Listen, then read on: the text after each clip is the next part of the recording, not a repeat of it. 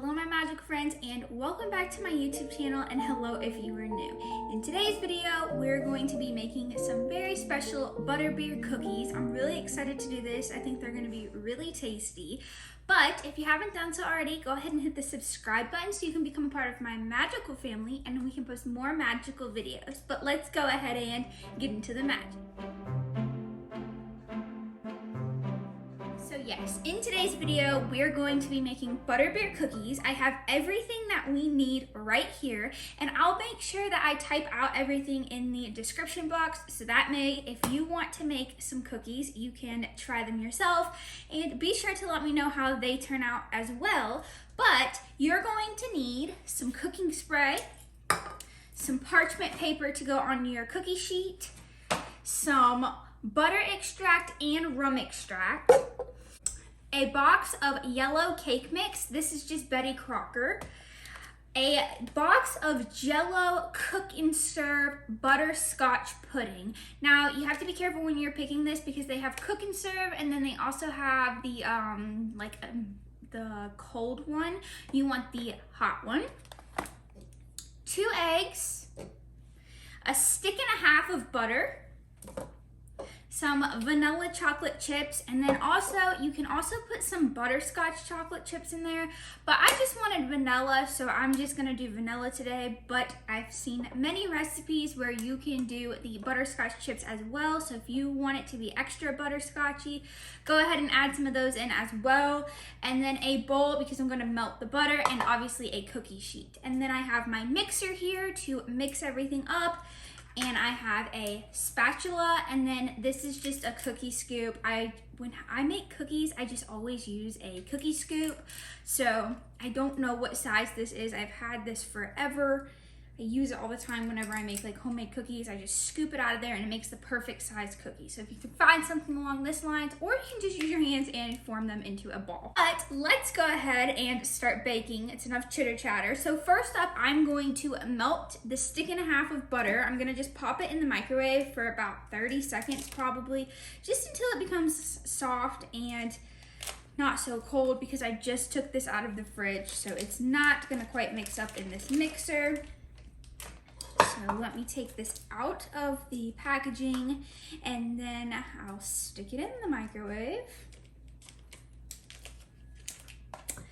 I'll be right back with my melted butter. Okay, so I am back. I melted my butter. As you can see, it's not like too runny, but it's got some spots that are.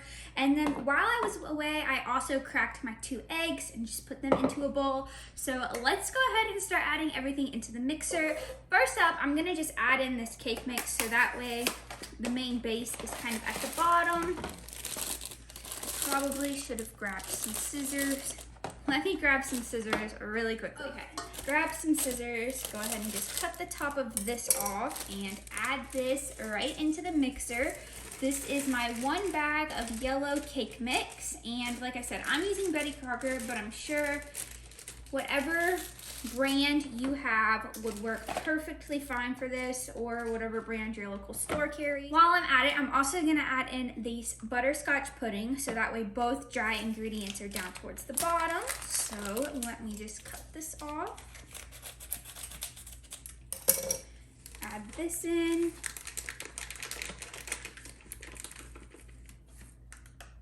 It does smell quite like Butterbeer. Okay, I'm gonna add in the butter. So this is a stick and a half of butter, and there's still some kind of stuck in here. So scrape that off, get all that butter in there.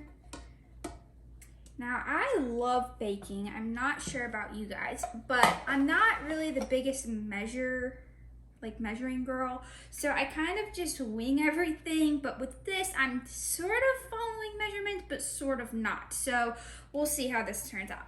Adding in my 2 eggs, and I'm gonna just turn on the mixer real low. Mix all that together, and then we will add in the 2 different extracts, I guess you would call these, and then add in the white chocolate chips.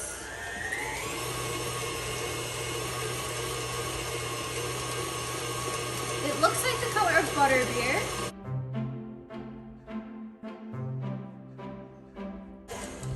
So when I lift this up, you'll be able to see maybe. I think that is good. And now I'm gonna just add in probably about a teaspoon of each of these into this mixer bowl. That's the rum. I'm gonna do just a little bit more rum extract and then add in a little bit of butter extract. I never knew that butter extract was a thing until I made actual butterbeer one day and it called for butter extract. I was completely amazed. Did you guys know that was a thing? I thought that was kind of crazy. So I'm gonna just let this mix for a few minutes, scrape the edges, mix it again, and then we'll add in these white chocolate chips. Okay, I'm gonna scrape the edges really quick because there's quite a bit up on the top and I wanna make sure that this all gets mixed in nicely together and see what happens. It definitely smells like butterbeer, so that's kind of cool. It's a good sign, I guess. Have you guys ever done any baking inspired by Harry Potter? Let me know down in the comments and maybe we'll make another video baking or cooking some Harry Potter inspired meal. Okay, so now that this is done mixing, and I wanted to make a point, I'm sure if you don't have a mixer, you could just use a whisk or even a handheld mixer would work fine. I just have this mixer, so it's just kind of what I use when I make cookies, so that's just what works for me. But now I'm going to add in about probably a cup of white chocolate chips. No specific brand, I just keep them in a container. So let's go ahead and add those in. Probably about a half a cup, maybe not a cup. Let me mix this and see what it looks like. So yeah, about a half a cup worked really good. I'm going to just clean up this mess, get my cookie sheet over here, and we will start getting these cookies on the cookie sheet. So here is my cookie sheet.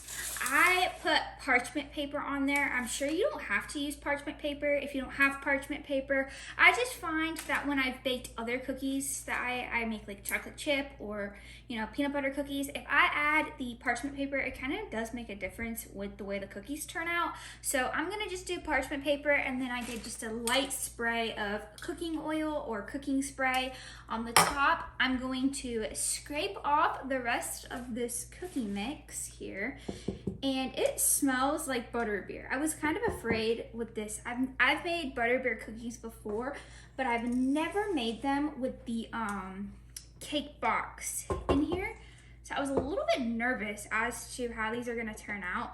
So far they definitely smell very good. Not taste. They definitely smell very good.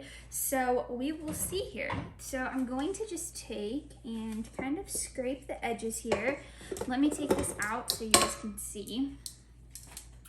This is what it looks like so far. It's kind of a thicker consistency. I would imagine that these are going to be very dense cookies. So let me scrape all this off of here. And we will start to get to scooping here. Like I said, if you don't have one of these, you probably don't need this, but it does make it just a little bit easier. There's enough room on this cookie sheet to bake all these cookies because there's only enough room in my top oven for one cookie sheet at a time. So we will definitely see. They smell really good. I have to tell you guys, I made butterbeer cookies before, like I said earlier, and I wasn't really that impressed with them. I think I put too much either rum extract or butter extract in there, because when I bit into that cookie, I was just like, oh, it was like way too sweet. If you like sweet stuff, then you'll definitely, I'm not sure about these ones, but the other ones, you would have definitely have liked those ones. But I don't know about these ones yet. But hopefully these ones turn out a little bit better. Everybody else in my family said how good the other ones were. We'll see. So I've got all the cookies that I can fit on this cookie sheet. I do have quite a bit of dough left over. I'm gonna just have to pull out another cookie sheet. because I can probably make about, I don't know, 4 more cookies with what's left over. I don't know if you can see in there. There's quite a bit of dough left over. So I'm going to pop these in the oven for 15 minutes and I will be back once they're done. And just like that, the cookies are all done. I'm gonna go ahead and try one and see how they are. These just came out, so they might be a tad hot, but we will see. I definitely feel like these are a true like cake cookie. Like, you know, obviously you put the box of cake mix in there, but they feel very similar to cake. So this is gonna be interesting. So here is a bite.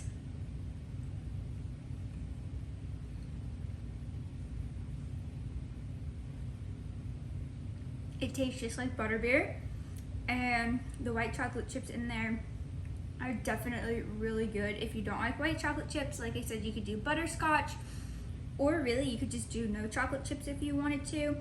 But the white chocolate chips definitely add a really good flavor. And I think I forgot to mention earlier that I baked these at 350 for 17 minutes. I started with 15 and they weren't quite done yet, but they were close, so I added the 2 more minutes and it was perfect. So there you have it. If you end up making these, please let me know how they turned out. You can tag me over on Instagram. I'd love to see. I'll put my Instagram handle over here. And yeah, so there you have it, Butterbeer cookies. They're really good, super easy, and I think everybody's gonna really like these. And I was talking earlier about how the other ones were too sweet, and these ones are definitely not as sweet as the other ones were. So these are approved by me. So thank you guys for watching. Don't forget to like, subscribe, and turn on the bell notifications so you know when I upload, and I'll see you in the next one. Bye!